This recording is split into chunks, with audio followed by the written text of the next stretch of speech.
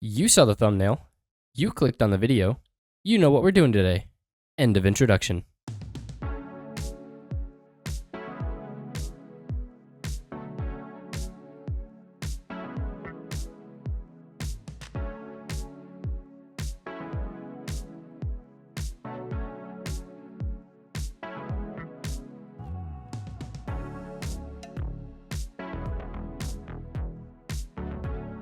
Now that we've got all of our resources, it's time to talk a little bit about what we're actually building today.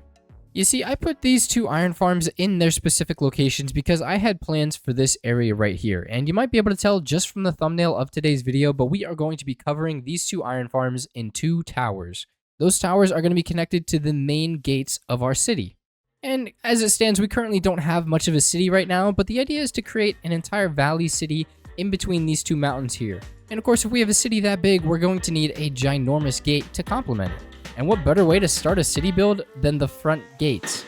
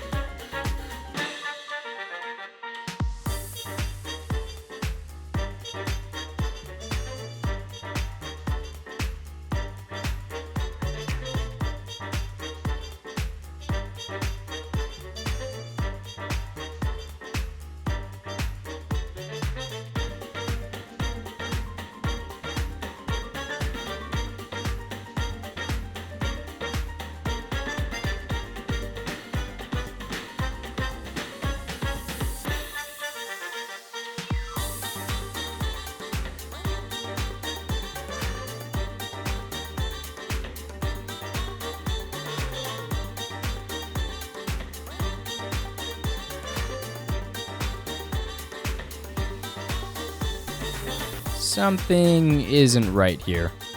Yeah, we're in a creative copy. I mean, it was probably obvious through the time-lapse, but we did not design that in survival mode. Like many of the things you see on YouTube nowadays, it was designed in a creative world and then brought over using Lightmatica. And I'm going to be super transparent about it. But given that that's the case, I decided y'all deserve some kind of a walkthrough or kind of me talking about my build design process and how I actually came up with this gate. So now from the bat, as soon as I saw these two mountains here, I knew I needed to create a gigantic gatehouse in between them or some kind of wall or something that kind of acts as the entry point into the town that we're going to eventually create. And I did a little time lapse of like the initial stages of me outlining and kind of creating this shaping, I guess. After we got the basic shapes in, I pretty much just fiddled around with everything until I found a design that I kind of liked. So these walls kind of went from like a birch planks to sandstone at one point to I think oak or jungle wood. Till eventually I land on the stripped birch wood, and I think that theme carried across, contrasted with like the andesite and the blue tones right there, kind of really go really nicely together. I think this wall section, this and the one on the other side, they're identical, is my favorite section of this. It took me a while fiddling with like walls, andesite blocks, I even had diorite in here, just a lot of like back and forth fiddling, but we landed on some design that I think is really cool, and I think it like from a distance, it looks somehow even better than it does up close. Like look at that. It's very simple, it's not complex at all, and yet it looks like such a good design. And real quickly, just so you guys aren't asking me in the comment section, we're going to build this really fast. So really it only takes 3 blocks, andesite walls, and polished andesite. For the bottom section, we have a very simple design like this that gets repeated over and over again. And then in between these sections, we have walls. Just like that, and that's pretty much it. At the very top, or I guess the midsection, because there are 2 different sections of the wall to kind of break up the line, all you got to do is place an andesite on top of the walls, polished andesite on top of that, fill in andesite on the corners here, and then continue those andesite pillars all the way up. Now from this point, we have to fill in this back area, and after that polished andesite goes in, we are missing 1 block that I did forget about.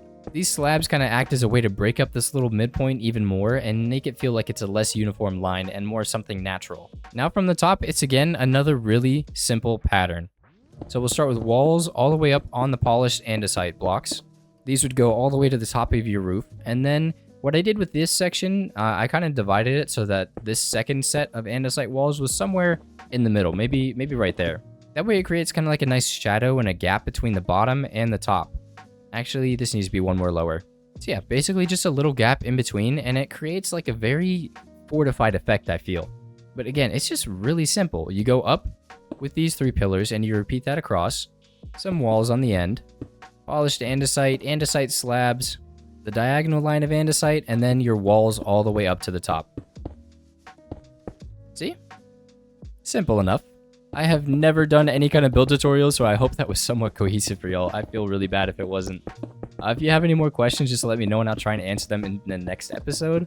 And if there's anything I didn't cover that you want me to go over, like any of the build techniques or anything that I did, just let me know in the comments and I will make a video about it or include it in the next episode.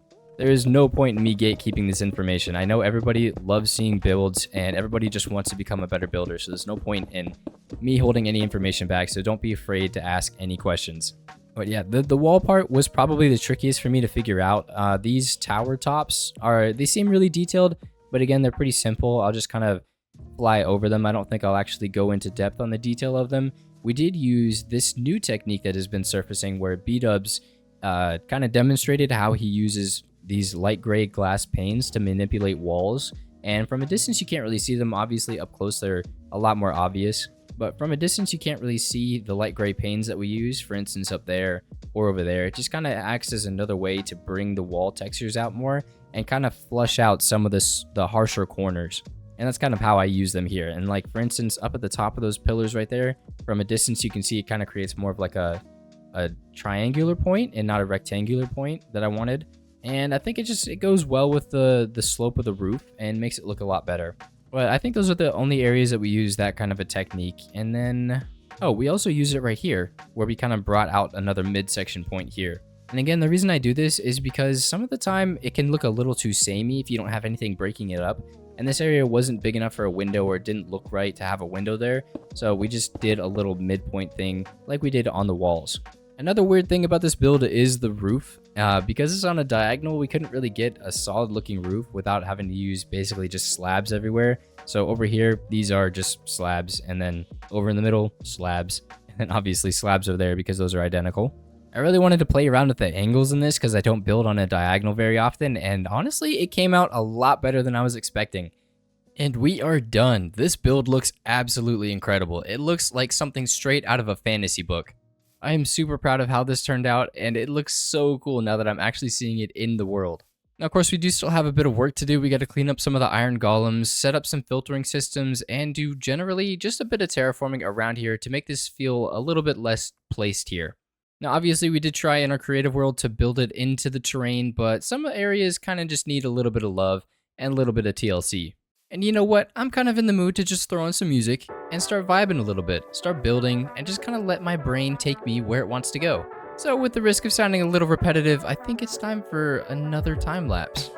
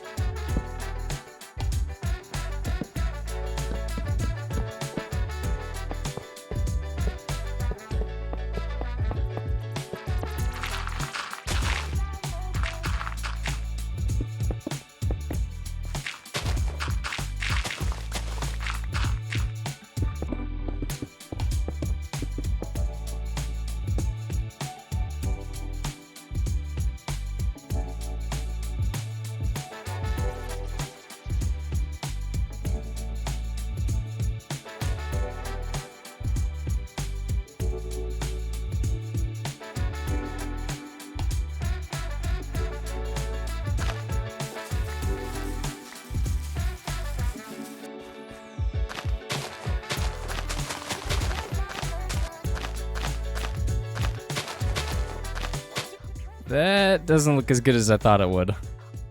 I have an idea.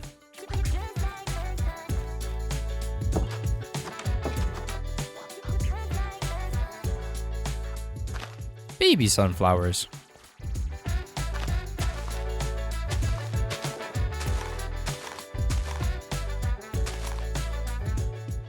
And I'm out.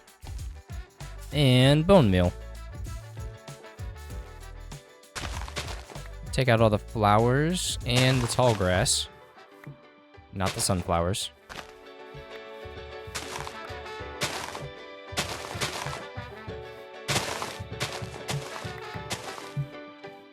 And okay, that's better. That's better. I think we just need one more thing now. Where did you come from? Might be back for you.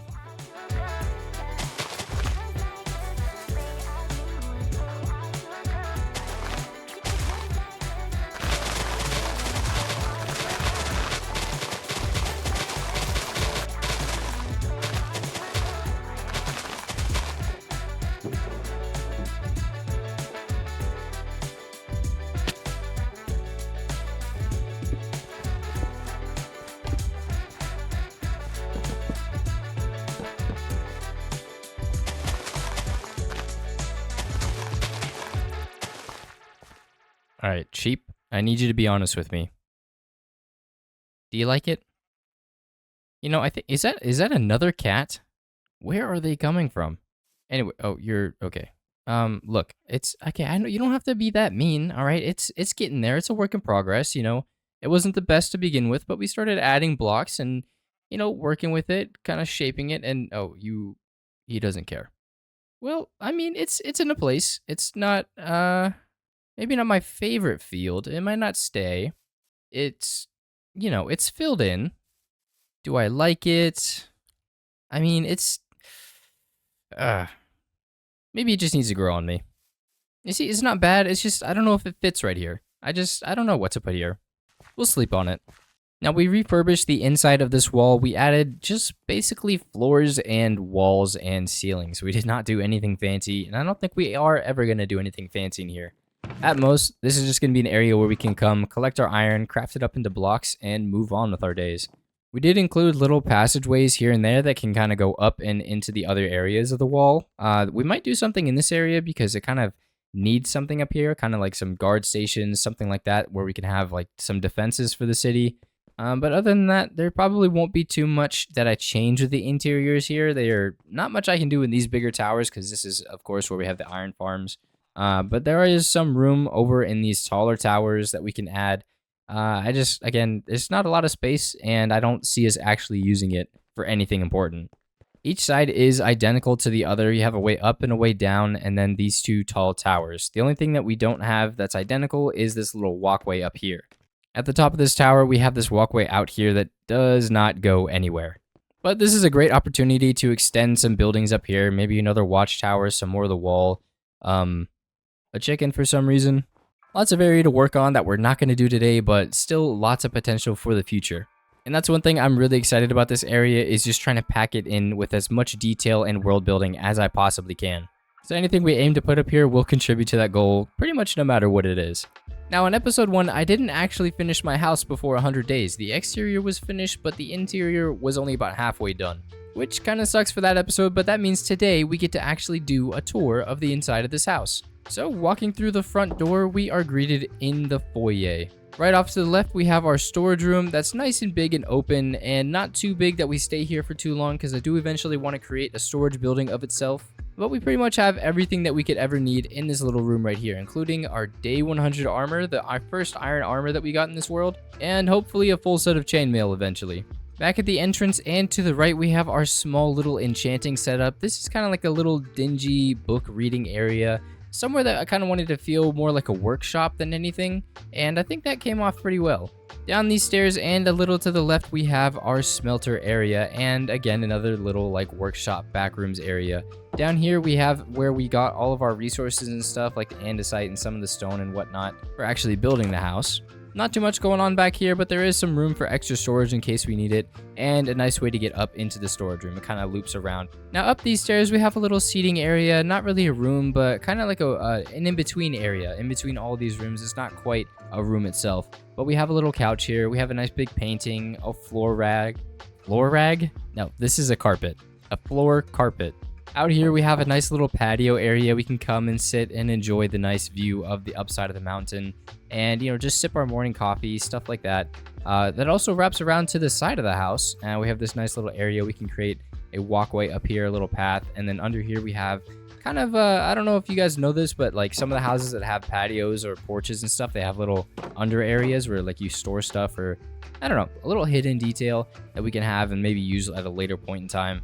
But back in here, we're going to go close those doors and up these stairs into our kitchen area. I love doing kitchens. I thought this one came out pretty nicely. I really just love the way that the view works here. You get to see out pretty much every single angle of the base except for maybe this one. But I feel like this window right here especially makes it feel like this area is just completely open. And it's just, it's a very nice kitchen in my opinion. Not too much going on, but I think the views really make up for that. And then up these stairs and to our right, avoiding the bedroom for now, we have this little botanist workshop. This is where I'm going to be doing all of my potion brewing and pretty much just that, potion brewing. But I think this area is really cool. It might need like a spore blossom or something, get us little particle effects, although it might cover the entire house in particle effects if we did that. But this area is pretty neat. I wanted a little area to do our potion stuff in case we ever need it. And we have a little like patio section here where we can plant some flowers in and have like an infinite water source here that's sneakily hidden that we can fill our bottles at. Back through here and up to the last room of the house, we have our master bedroom that I practically never sleep in because of how far up in the house it is. But this area is really nice. It's really open. I think the windows help with that again. You get a nice view of our valley and where the village will eventually be. In terms of detail, there's not much that I could fit in this space. We have a nice big bed and that takes up pretty much the entire room. In here we have like a little technically walk-in closet because you can fit your whole body in here, but just a little shoe closet, little closet. Not much else here. We crammed about as much as we could into this space. I probably reworked the interior like 4 different times and we landed on this and I'm really happy with the way it is. It's not meant to last us forever. This is supposed to be like a starter house. We might be here for a couple 100 days as we build up our town, but this is really just supposed to be like a temporary setup more than anything, and I think it'll serve us in that regard.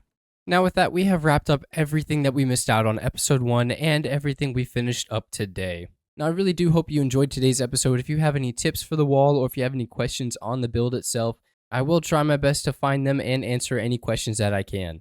But as always, I just really enjoy hearing your feedback, so if there's anything you feel like letting me know, just shoot it down below and I'll try my best to respond. And with that being said, I'm about worn out from this episode, so I'm going to call it here. Ladies and gentlemen, I hope you all have a wonderful day.